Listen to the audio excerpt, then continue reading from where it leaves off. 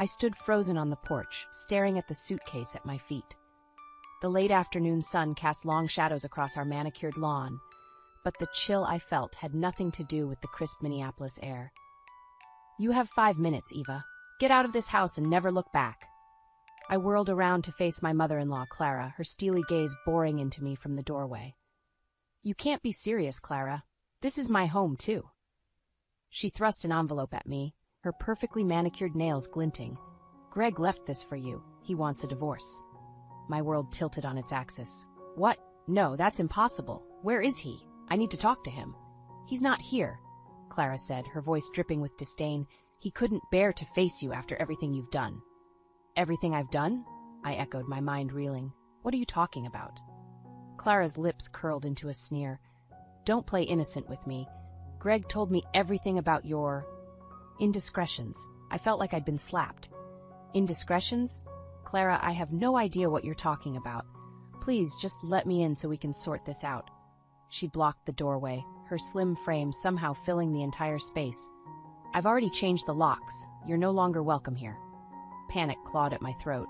"Clara, please, this is insane. I need to talk to Greg." "He doesn't want to speak to you," she snapped. "Now, take your things and leave before I call the police." My hands shook as I tore open the envelope. Greg's familiar handwriting swam before my eyes. "Eva, I can't do this anymore. I want a divorce. Please don't try to contact me. It's over. Greg." "This can't be real," I whispered, looking up at Clara. "Why wouldn't he tell me himself?" "Because he's finally seen you for who you really are," she said, her voice cold. "Now, your time is up. Leave." As if on cue, a police cruiser pulled into the driveway. Officer Johnson, our neighbor from 2 doors down, stepped out. "Everything okay here, Mrs. Trent?" he called out. Clara's demeanor instantly changed, her voice syrupy sweet. "Oh, Officer Johnson, thank goodness you're here. I'm afraid we're having a bit of trouble with my soon-to-be ex-daughter-in-law." I felt the blood drain from my face. "Tom, please," I said, using the officer's first name. "This is all a misunderstanding. I live here. Clara's lying." "I'm sorry, Eva," Officer Johnson cut in, his expression uncomfortable. "But if Mrs. Trent says you need to leave, then you need to leave."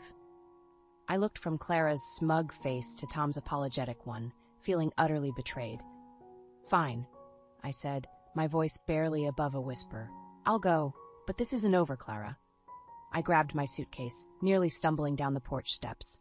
As I reached the sidewalk, I turned back one last time. "Tell Greg I deserve better than a coward who hides behind his mother's skirts." Clara's face twisted with rage, but before she could respond, I strode away, my head held high despite the tears threatening to spill over. I made it halfway down the block before my composure crumbled.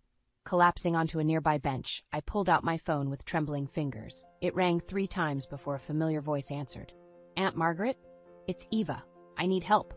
Her warm voice washed over me like a balm. "Eva, sweetheart, what's wrong?" "They kicked me out."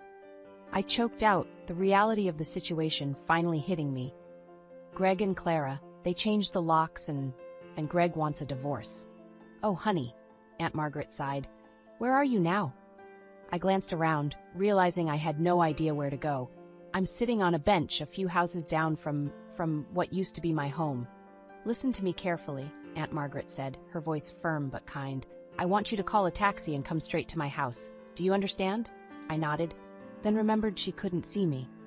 "Yes, I understand." "Good girl. I'll have a hot cup of tea waiting for you. We'll figure this out together, I promise."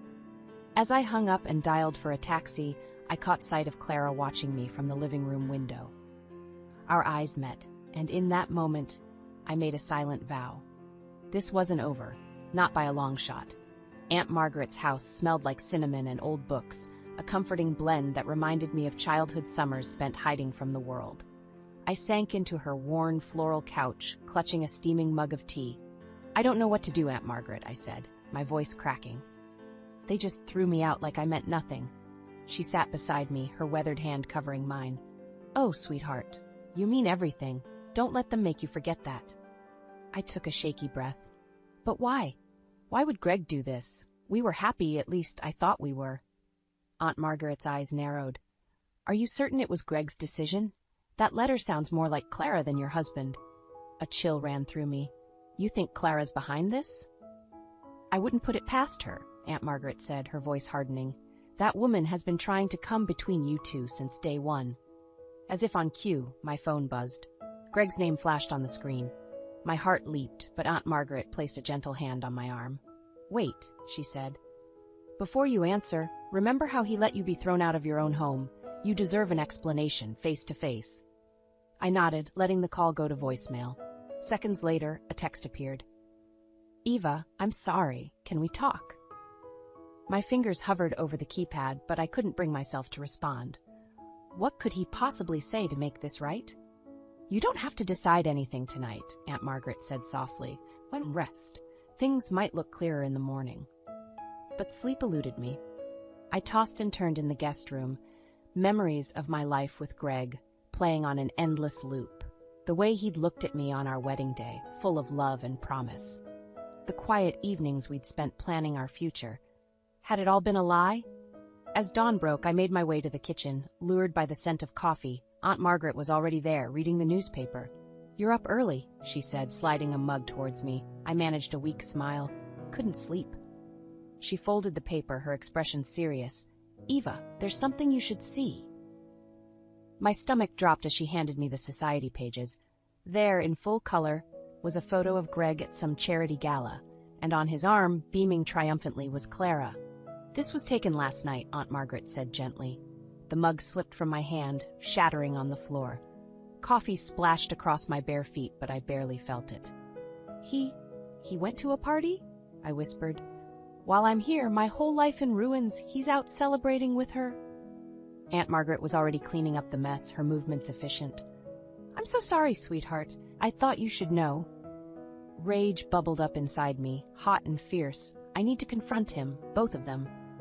"And you will," Aunt Margaret said, her voice steel. "But not like this. Not when you're hurt and angry. We need a plan."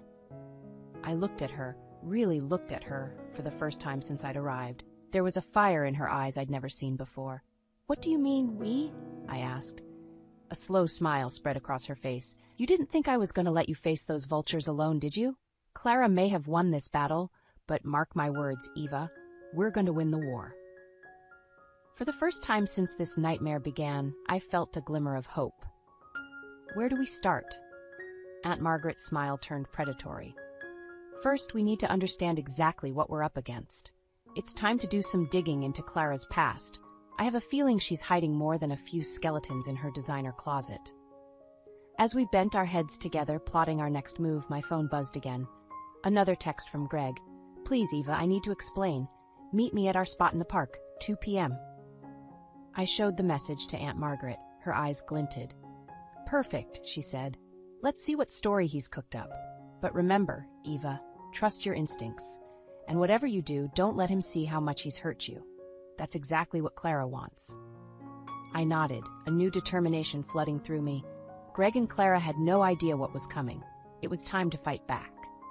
The tech startup buzzed with energy, a stark contrast to the turmoil in my personal life. I'd thrown myself into work, desperate for any distraction from the mess Greg and Clara had made. As I pored over lines of code, a gentle tap on my shoulder startled me. "Eva, you okay?" James, my new colleague, looked at me with concern. "You've been staring at that screen for hours." I forced a smile. "I'm fine. Just focused." James wasn't buying it. "Come on, let's grab coffee. You look like you could use a break." As we walked to the nearby cafe, James's easy demeanor slowly chipped away at my defenses. Before I knew it, I was spilling the whole sordid tale. Wow, James said, shaking his head. "I'm so sorry you're going through this." I sighed, stirring my latte absently. "Thanks, I just wish I knew what was really going on. Why would Greg do this?" James leaned forward, his expression thoughtful. "You know, I might be able to help with that." My eyebrows shot up. "How?" "Well, before I moved here, I worked in digital forensics," he explained. "If Greg's been communicating with his mother about this, there might be a trail we can follow." Hope flared in my chest, quickly followed by doubt. "I don't know, James. That seems invasive." He held up his hands. "It's just an option. But Eva, you owe it to yourself to find the truth. Don't let them rob you of your peace." His words echoed in my mind as I returned home that evening.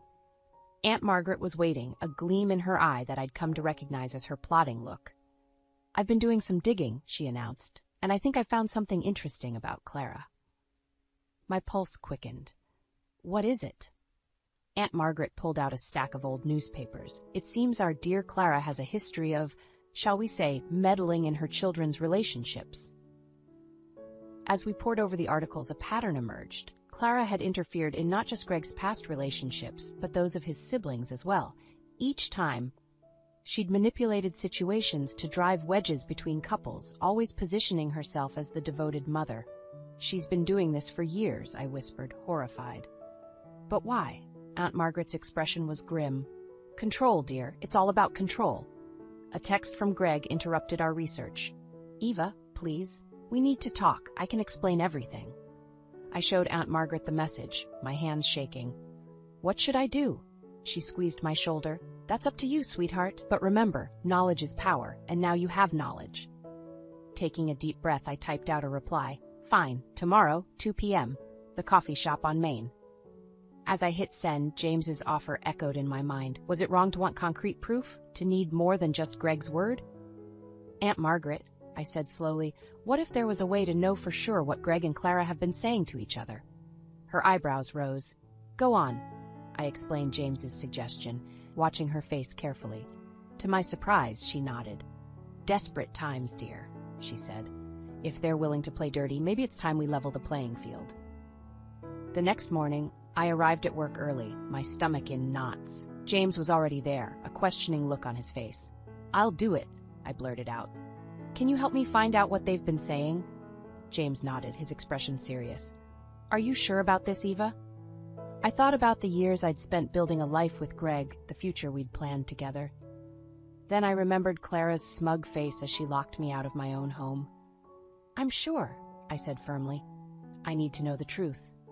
As James began setting up his equipment, a notification popped up on my phone, an email from an unknown sender. With trembling fingers, I opened it. The subject line read, The Truth About Clara Trent. Attached was a video file. As I pressed play, Clara's face filled the screen, her expression cold and calculating. And then she began to speak, revealing secrets that would change everything. The video of Clara's confession burned in my mind as I threw myself into work. Each line of code I wrote felt like a step away from the chaos she'd created. James and I had been assigned a major project, developing a new security system for a high-profile client. It was exactly the distraction I needed. Eva, these algorithms are incredible, James said, leaning over my shoulder to examine my screen. You've got an incredible talent. Don't let anyone dim your light. His words warmed me, a stark contrast to the cold manipulation I'd endured from Clara. Thanks, James. I couldn't have done it without your support. As we worked late into the evening, I found myself opening up to James about the video.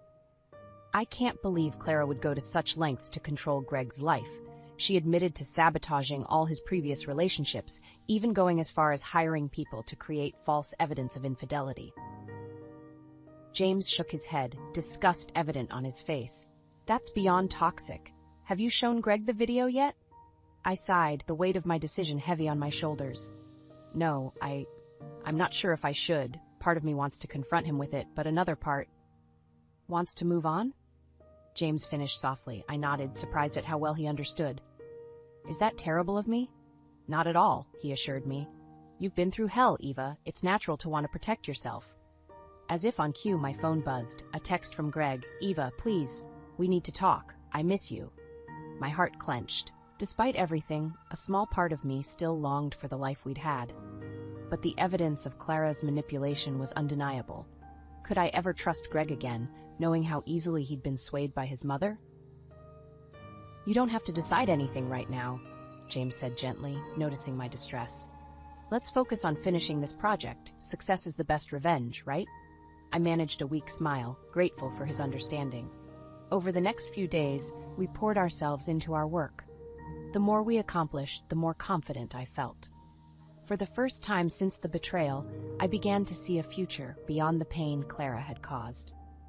On the day of our presentation to the client, I felt a surge of excitement. This was my chance to prove my worth, not just to the company, but to myself. As I stood before the board, outlining our innovative security measures, I caught James's encouraging smile from the back of the room. Miss Trent, this is impressive work. the CEO said as I concluded. We'd like to offer you a permanent position as head of our cybersecurity division. Stunned, I glanced at James, who was beaming with pride. Thank you, sir. I'm honored.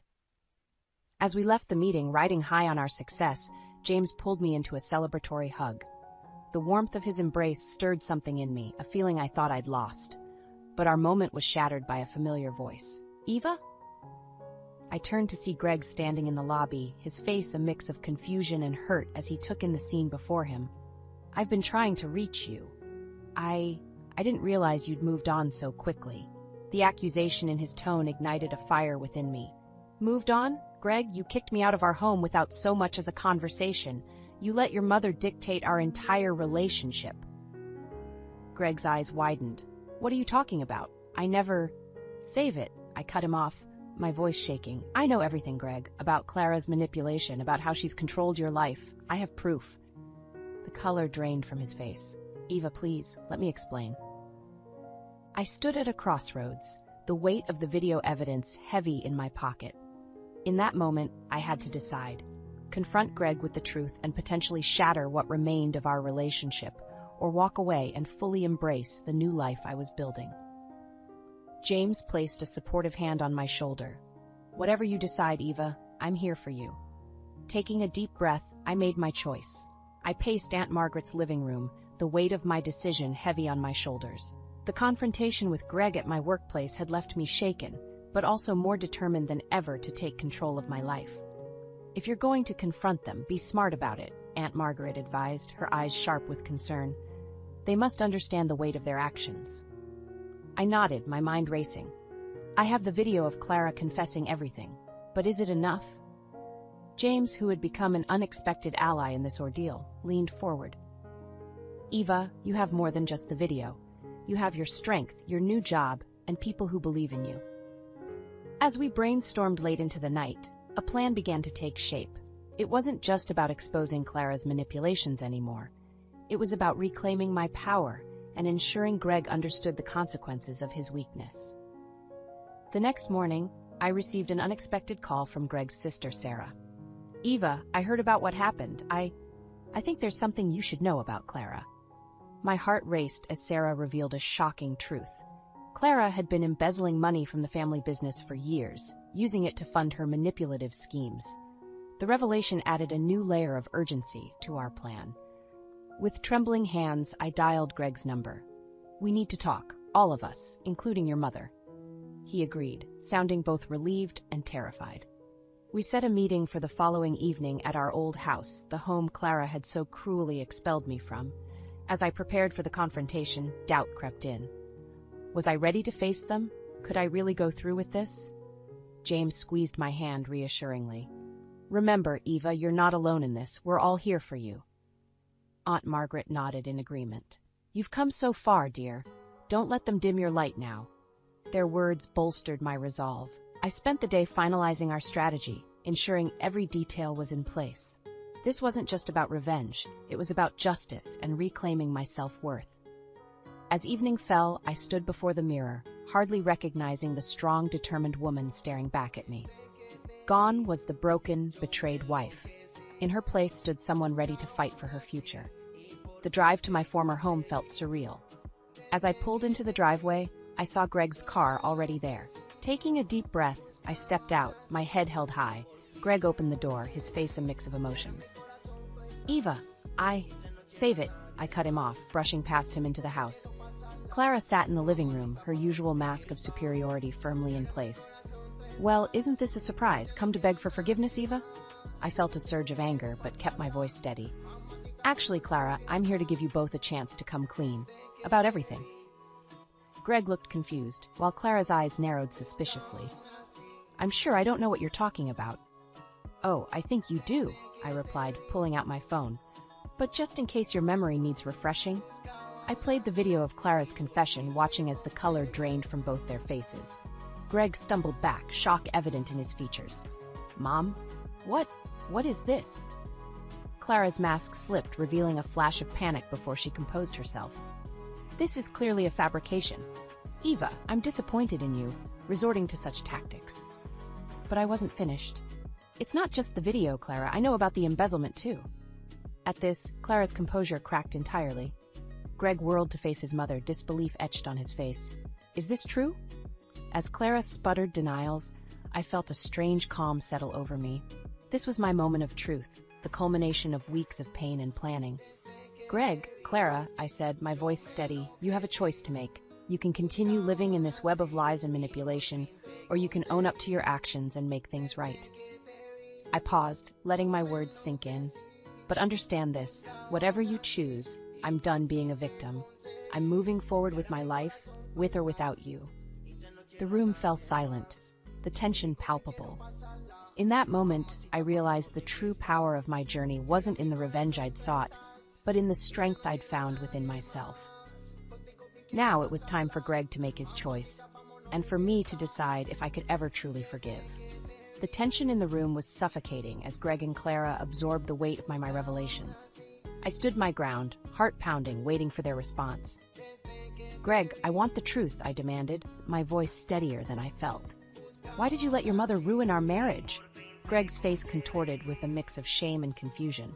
Eva, I didn't know. I swear, I had no idea about the embezzlement or the extent of her manipulations. Clara's eyes darted between us, her usual composure cracking. This is preposterous. Greg, don't listen to her lies. She's trying to turn you against me. Can't you see? I pulled out my phone, my finger hovering over the play button. Should we watch the video again, Clara? Or maybe we should call Sarah and have her explain about the missing funds? Greg's head snapped up at the mention of his sister. Sarah knows about this? Clara lunged for my phone, but I stepped back, keeping it out of reach. Don't you dare, she hissed. In that moment, I saw the real Clara, desperate, cornered, and dangerous. Greg moved between us, his face pale. Mom, stop. Just stop. I felt a flicker of hope. Was Greg finally seeing the truth? But Clara wasn't done. She straightened, her mask of superiority sliding back into place. Fine. You want the truth? Yes, I took steps to protect my son from a gold digger like you. And yes, I may have borrowed some money from the company, but everything I did for this family. Greg staggered back as if he'd been slapped. Borrowed? Mom, that's not borrowing. That's stealing. I watched as the realization dawned on him. The depth of his mother's deception, the years of manipulation, my heart ached for him despite everything. Greg, I said softly, I need to know. Did you write that letter? Did you really want me gone? He turned to me, his eyes filled with anguish. No, Eva, I swear, I never wrote any letter. I came home that day and you were just gone. Mom told me you'd left, that you couldn't handle our life anymore. The truth hit me like a tidal wave. All this time, we'd both been pawns in Clara's twisted game. Clara scoffed. Oh, please, you were miserable, Greg. I did what I had to do to free you from her clutches. Free him? I exploded. You destroyed our marriage, you manipulated your own son, stole from your family, all to maintain your sick control over Greg's life. Greg's face hardened. Enough, Mom. I want you out of this house. Now. Clara's eyes widened in disbelief. You can't be serious. Where am I supposed to go? I don't care. Greg said, his voice cold. But you're not welcome here anymore. As Clara sputtered and protested, Greg turned to me. Eva, I am so sorry. I had no idea. Can we talk? Please? I know I don't deserve it, but I need to explain. I hesitated, torn between the lingering love I felt for Greg and the pain of our shattered trust. Before I could respond, my phone buzzed. It was James. Eva, are you okay? Do you need backup? His concern warmed me, reminding me of the new life I'd built, the strength I'd found. I looked at Greg, seeing the hope and remorse in his eyes, then at Clara, still spewing venom even as she gathered her things. In that moment, I realized the choice before me wasn't just about forgiveness. It was about the future I wanted to create for myself. I'll think about it, Greg, I said finally, but right now, I need some time.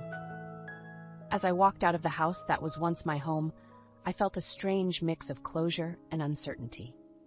The confrontation I'd dreamed of for weeks was over, but the real challenge was just beginning. Could I forgive Greg? Did I even want to? And what about James, who'd been my rock through all of this? I got into my car, my mind reeling. One thing was clear, the life I'd known was gone forever. Now I had to decide what to build from its ashes. The soft rustling of leaves in Aunt Margaret's garden did little to calm my racing thoughts. I paced the winding stone path, waiting for Greg to arrive. After our confrontation with Clara, he had begged for a chance to explain himself. Against my better judgment, I agreed to meet him here, on neutral ground. Aunt Margaret watched from the porch, her presence a comforting anchor. "Remember, Eva," she had said earlier, "whatever happens, you're stronger now. Trust your heart, but don't forget your head." The creak of the garden gate made me turn. Greg stood there, looking more haggard than I'd ever seen him. His eyes met mine, filled with a mixture of hope and fear. "Eva," he began, his voice cracking, "I can't begin to tell you how sorry I am." I held up a hand, stopping him. "Before you say anything else, Greg, I need to know everything. No more lies, no more half-truths. I deserve that much." He nodded, sinking onto a nearby bench. For the next hour, Greg poured out a story of manipulation and control that spanned years. Clara's subtle undermining of our relationship, her financial hold over Greg, the constant guilt and emotional blackmail. "I was weak," Greg admitted, his shoulders slumping. "I let her come between us, and I'll regret that for the rest of my life. But Eva, I still love you. I never stopped loving you." His words hit me like a physical blow. Part of me wanted to fall into his arms, to believe that love could conquer all. But the stronger part, the part that had grown and thrived in the face of adversity, held back. "Love isn't enough, Greg," I said softly. "What about trust, respect, partnership? You let your mother destroy all of that." Greg's face crumpled.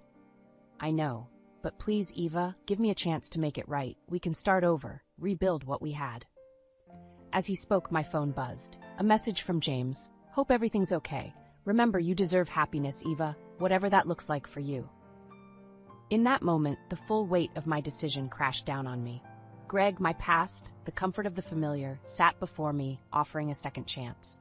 But James, representing my new life, my growth, my independence, was just a call away. "I don't know if I can do this, Greg," I whispered, tears threatening to spill. "How can I ever trust you again?" Greg reached for my hand, his touch both familiar and foreign. "I'll do whatever it takes, Eva. Therapy, cutting ties with my mother, anything. I know I don't deserve it, but I'm asking for one more chance." I closed my eyes, overwhelmed. Images flashed through my mind, our wedding day, full of hope and promise, the night Clara threw me out, shattering my world, James's encouraging smile as we worked late nights on our project, Aunt Margaret's unwavering support. When I opened my eyes, I saw Greg watching me, his expression a mix of love and desperation. Behind him, I caught sight of Aunt Margaret on the porch, her face etched with concern. "I need time, Greg," I said finally. "This isn't a decision I can make right now. There's too much at stake." He nodded, disappointment and understanding warring on his face. "I understand. Just know that I'll be here, Eva, whatever you decide." As Greg left, I sank onto the bench, emotionally drained. Aunt Margaret joined me, wrapping a comforting arm around my shoulders.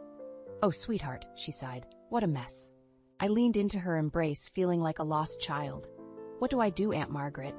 How do I choose between the life I had and the life I could have?" She stroked my hair gently. "Only you can answer that, Eva.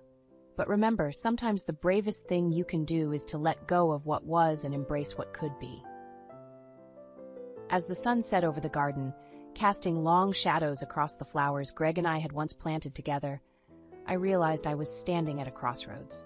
The decision I made now would shape the rest of my life. With a deep breath, I pulled out my phone, my finger hovering over two names, Greg and James. It was time to make a choice. I stood in front of the mirror in my new office, smoothing down my blazer. The nameplate on the desk behind me read, Eva Trent, Chief Information Security Officer. It still felt surreal. "Ready for your first day as CISO?" James asked, leaning against the doorframe with a proud smile. I took a deep breath, as ready as I'll ever be.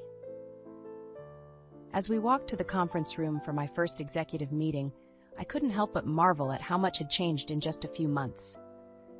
The day I chose to call James instead of Greg had been the first step on this new path. The meeting was a whirlwind of introductions, strategy discussions, and future planning. As I presented my vision for the company's cybersecurity, I caught James beaming at me from across the table.